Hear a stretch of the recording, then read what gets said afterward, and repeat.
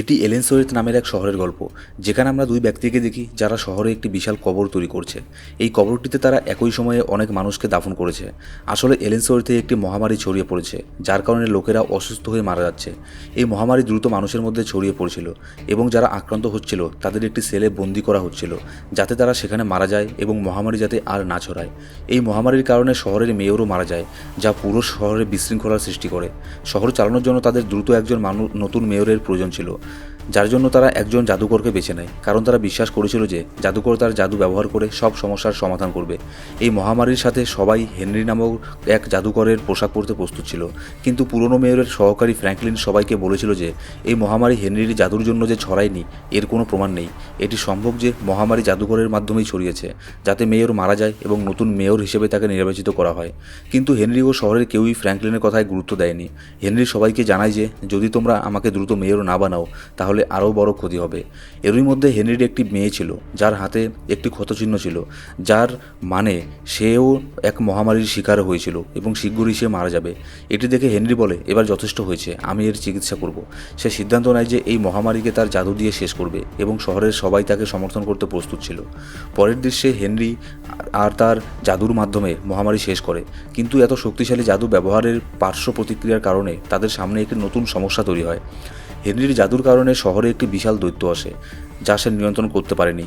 একমাত্র উপায় ছিল তাকে বছরে একবার বলি দেওয়া। বলি খেয়ে সে পুরো বছর শহরের লোকেদের বিরক্ত করতো না। আমাদের দেখানো হয় যে দৈত্য একজন নিরপরাধ মানুষকে মেরে ফেলছে, যাকে গ্রামের লোকেরা বলি হিসেবে বেঁধে রেখেছিল। তার হাতে একটি বিশেষ চিহ্নও ছিল। দৃশ্য পরিবর্তিত হয় এবং আমরা একটি গ্রুপকে দেখি যারা এলেনসওয়ার্থের গল্প শুনছিল। এরও মধ্যেই কয়েক বছর পার হয়ে যায়। এই লোকগুলো শহর দেখতে এসেছিল। একজনের হাতে একটি মানচিত্র ছিল। সঠিক রাস্তা পেয়ে সে উত্তেজিত হয়ে সামনে এগিয়ে যায়, কিন্তু তার উত্তেজনা তার জন্য বেশি হয়ে যায়। দৌড়ানোর সময় সে একটি পাথরের ধাক্কা খেয়ে পড়ে যায় এবং তার পায়ের হাড় ভেঙে যায়। তার খারাপ অবস্থা দেখে তার সঙ্গী মাইক তাকে বলে, তুমি এখানেই বিশ্রাম করো, আমি জেসিকার সঙ্গে বন কর্মকর্তা বা ডাক্তার খুঁজতে যাই। পথ চলতে গিয়ে মাইক এবং জেসিকা এমন একটি জায়গায় পৌঁছায় যেখানে কাঠের ক্রস তৈরি করা ছিল এবং তাতে লেখা ছিল যে শহরে প্রবেশ নিষিদ্ধ। মাইক সেই সতর্কবার্তা বিশ্বাস করেনি এবং ক্রস অতিক্রম করে। তারা শহরের দিকে এগিয়ে যায়। প্রথমে তারা শহরে কাউকে দেখতে পায়নি, কিন্তু পরে তারা একটি ঘণ্টার শব্দ শুনতে পায়। এটি মানুষের উপস্থিতির ইঙ্গিত ছিল। অন্যদিকে আমরা তার অন্য সঙ্গীকে দেখি, যার পা ভেঙে গিয়েছিল। সে একটি তালা দেখতে পায়। তার সঙ্গী তাকে বলে, এই তালা খোলো না, আমি জানি না এর ভেতরে কী আছে। কিন্তু সে সব কিছু জানার সিদ্ধান্ত নেয়, যার কারণে সে তালাটি খোলে। প্রথমে সে কিছু দেখতে পায় না, কিন্তু যখন সে ঘুরে তার সঙ্গীর দিকে তাকায় তখন একটি বিশাল দৈত্য তাকে ধরে ফেলে এবং ছাড়ে না। ছেলেটি এখানেই মারা যায়। তাকে মারার পর দৈত্যটি তার একটি পা তার সঙ্গীর দিকে ফেলে দেয়, যা তাকে ভয় পাইয়ে দেয়। এরপর দৈত্যটি নিজেই ফাঁদ থেকে বেরিয়ে আসে, যা মেয়েটিকে আরও ভয় পাইয়ে দেয় এবং সে পালানোর চেষ্টা করে, কিন্তু দৈত্যটিও তার পিছু নেয়। এখানে দৃশ্য কেটে যায় এবং আমরা শহরের কিছু মানুষদের সেখানে দেখতে পাই।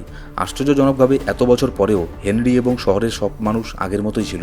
কয়েক বছর পেরিয়ে যাওয়ার পরেও এমনকি শহরে কোনো শিশু দেখা যায় না, যেন এই শহর কখনো বদলায়নি। যেখানে জাদুকর হেনরি তার ছড়ি ঘোরায় এবং ছড়ি থেকে একটি আলো বের হয় এবং তার হাতে একটি অদ্ভুত চিহ্ন তৈরি হয়। এর অর্থ ছিল এই চিহ্নটি যে ছেলের হাতে তৈরি হয়েছিল তাকে এবার শহরের দৈত্যের খাদ্য হিসেবে ব্যবহৃত করা হবে।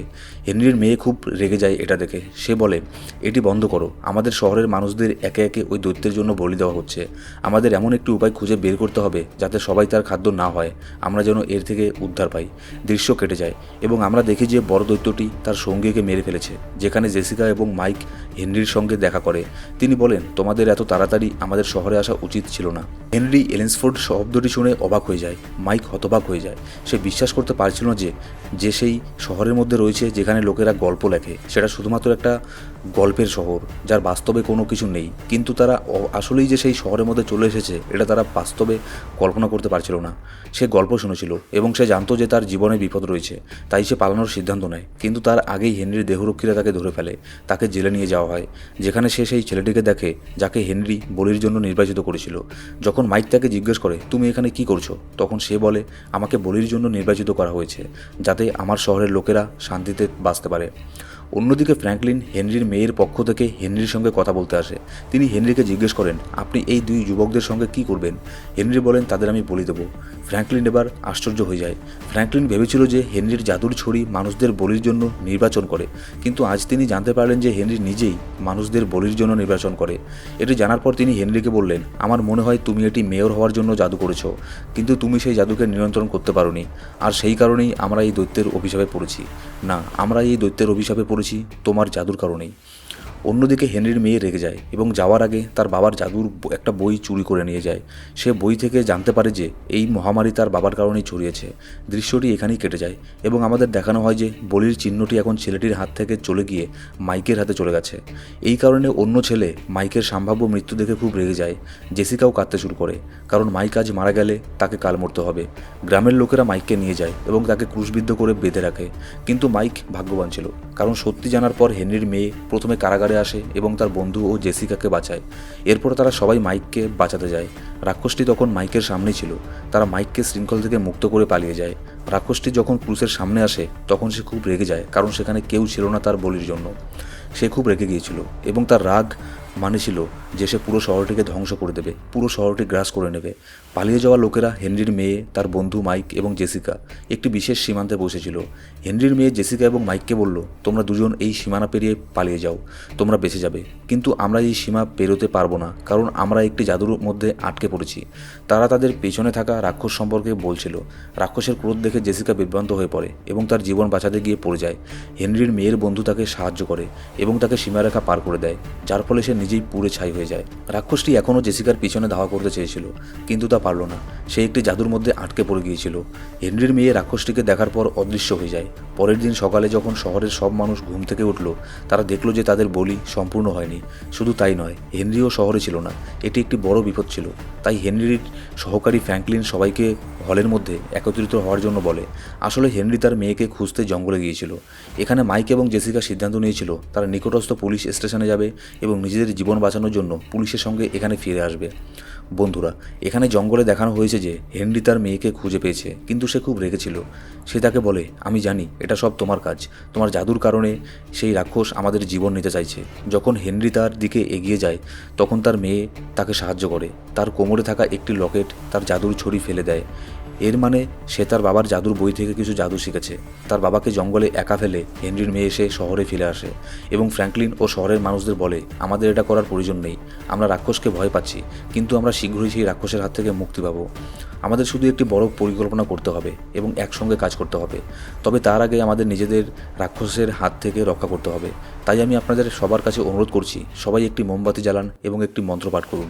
এছাড়াও নিজেদের বাড়ির বাইরে লবণের একটি বৃত্ত তৈরি করুন, যাতে রাক্ষস আপনাদের বাড়িতে আক্রমণ করতে না পারে। যেহেতু হেনরি এখানে নেই, তাই সবাই হেনরির মেয়ের কথা হেনরিকে মনে করেই তারা সব কিছু মেনে নিল এবং সবার বাড়িতে একটা করে মোমবাতি জ্বালালো এবং সেই মন্ত্র পাঠ করলো এবং সীমানার উপরে সাদা লবণের একটি বৃত্ত তৈরি করলো। যখনই রাক্ষস তাদের শহরে আক্রমণ করতে আসবে তখন সেই সীমানার কারণে সে অনেক ঘরে প্রবেশ করতে পারবে না। কিন্তু এখানে একজন লোক যে তার বাড়ির সামনে রাক্ষসকে দেখেছিল, সে ভয় পেয়ে যায় এবং মোমবাতি এবং জাদুর সীমানা ভেঙে ফেলে। তার বাড়ি ভেঙে পড়ে এবং রাক্ষস তার এবং তার মেয়ের উপর আক্রমণ করে, ফলে তারা দুজনেই মারা যায়। ফ্র্যাঙ্কলিন এটি সব নিজের চোখে দেখে এবং সে খুব ভয়ে থাকে যে এই রাক্ষস সবাইকে মেরে ফেলবে। সবাইকে মারার পর রাক্ষসটি আবার জঙ্গলে ফিরে যায়, যেখানে সে হেনরিকে দেখে, কারণ হেনরির হাতে জাদুর ছড়ি ছিল না, তাই সে তার জাদু নিয়ন্ত্রণ করতে পারেনি এবং সে হেনরির উপর আক্রমণ করে এবং তাকে এখানে শহরে মেরে ফেলে। আমাদের দেখানো হয় যে মাইক এবং জেসিকা পুলিশ স্টেশনে পৌঁছেছে। তারা পুলিশকে শহরের অবস্থা সম্পর্কে জানায় এবং এটাও বলে যে কত মানুষ বিপদে রয়েছে। তারা চায় পুলিশ আসুক এবং তাদের সাহায্য করুক, কিন্তু যখনই তারা এলেনসোর্থের নাম বলে, যে সেই শহরের নাম এলেনসোর্থ, এবং পুলিশকে সব খুলে বলে, পুলিশ মনে করে তারা পাগল, কারণ পুলিশের মতে সেই শহর কেবল বইয়ের মধ্যে ছিল, সেটা শুধুমাত্র একটা গল্প, এর কোনো বাস্তবে অস্তিত্ব নেই। এবার মাইক চতুরতার সঙ্গে কাজ করে এবং পুলিশের পিস্তল চুরি করে নেয় এবং আবার জঙ্গলে ফিরে আসে এলেনসোর্থের সমস্ত নাগরিকদের বাঁচানোর জন্য। তারা আবার রাক্ষসের মুখোমুখি হয়। জেসিকা ভয়ে কাঁপতে থাকে, কিন্তু মাইক তাকে গুলি করে এবং সে বেঁচে যায়। ভয়ে পালিয়ে গিয়ে মাইক এবং জেসিকা সিটি হলে পৌঁছয়, যেখানে হেনরির মেয়ে সবাইকে একত্র করে রেখেছে। মাইক তাকে জানায় যে তারা ঠিকই রাক্ষসের মুখোমুখি হয়েছিল, কিন্তু যখন তারা তাকে গুলি করেছিল সে পালিয়ে যায়। হেনরির মেয়ে বলে, হ্যাঁ, যদি আমরা সবাই একে অপরকে সমর্থন করি তাহলে তাকে মেরে ফেলা সম্ভব। আমার বাবা তোমাদের সবাইকে ভয় দেখিয়েছিল, কিন্তু এখন আর নয়। আমি আমার বাবার বই থেকে অনেক জাদু শিখেছি, সেই জাদুর সাহায্যে আমি সেই রাক্ষসকে মেরে ফেলবো। সবাই তাকে সাহায্য করতে রাজি হয় এবং তারপর তারা একটি পরিকল্পনা তৈরি করে। তারা কিছু ফাঁদ তৈরি করে এবং রাক্ষসের উপর আক্রমণের পরিকল্পনা করে। রাক্ষসকে সরাসরি মারা সম্ভব ছিল না, কারণ সে জাদু দিয়ে তৈরি, তাই জাদু দিয়ে আক্রমণ করা দরকার ছিল। জাদু করার জন্য হেনরির মেয়ে প্রথমে রাক্ষসের গুহায় যায় এবং তার ভাঙা নখ চুরি করে, যেটি সে তার লকেটে রাখে, যেখানে সে ড্রেসিংয়ের মাধ্যমে তার জাদু দেখায়। রাক্ষসের সামনে গিয়ে এবার সবাই মিলে উপস্থিত হয়। এবার সবাই তার উপরে আক্রমণ করতে শুরু করে। তাদের তীর এবং বন্দুকের আক্রমণে রাক্ষস আরও ক্রুদ্ধ হয়ে ওঠে। এই সমস্ত আক্রমণের পাশাপাশি মাইকও তার জাদু ব্যবহার করতে চেয়েছিল, কিন্তু এতে কিছুটা সময় লেগে যায়। ফলে রাক্ষস তার সব শিকল ভেঙে এক এক করে সবাইকে মারতে শুরু করে। সবাইকে বিপদে দেখে মাইক সবাইকে বন দিকে পালিয়ে যেতে বলে। যখন সবাই বনটির অপর পাশে দৌড়ায়, মাইক এবং জেসিকা বনটির অপর দিকে চলে যায় এবং এমন এক রেখা পার করে যা রাক্ষস পার করতে পারেনি। এটি একটি জাদুঘর সীমা ছিল। মাইক সীমার অপর পাশে থেকে রাক্ষসকে গুলি করছিল। এছাড়া হেনরির মেয়ে এমি হোপও চলে আসে এবং তার লকেট থেকে জাদু বের করে রাক্ষসকে আক্রমণ করে, যা রাক্ষসকে পুড়ে মেরে দেয়। রাক্ষস মারা যাওয়ার সাথে সাথে আমরা দেখি সেখানকার সকল নাগরিকও পুড়ে মরতে শুরু করে।